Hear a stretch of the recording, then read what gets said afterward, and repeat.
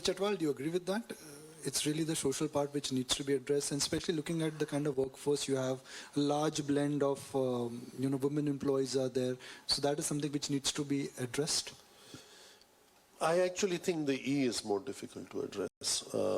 The S is being addressed, and very efficiently, especially with the current government, whatever measures they've been taking.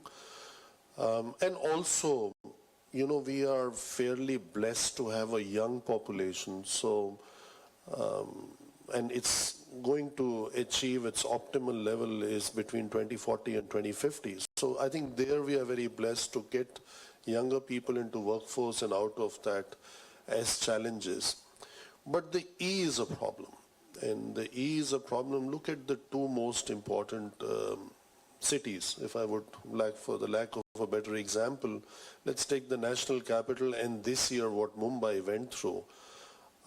Do we have a real answer to the situation, or are we still dependent on the way the wind will be blowing over the Arabian Sea and in what direction it will push the dust away and the dust factor on the Mumbai roads? I think that's a challenge, because as a fast growing economy, majority of our key metros and others will be a construction site, whether it's a coastal road being built or an airport being built or a train station being,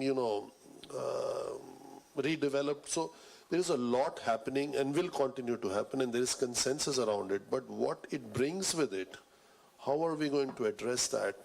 That I think we need a scientific solution to it. So then the will to make the difference will come. So yes, S is important, but that you have a way around it. But how do you compromise growth, or how do you have sustainable, responsible growth and improve the quality? The other day, Praveer studied also in Chandigarh. I remember somebody made a comment, I wish we had planned 30 or 50 Chandigarhs in India, and then life would have been easier had we done that 30, 40, 50 years ago. So I think for me, E is a bigger challenge.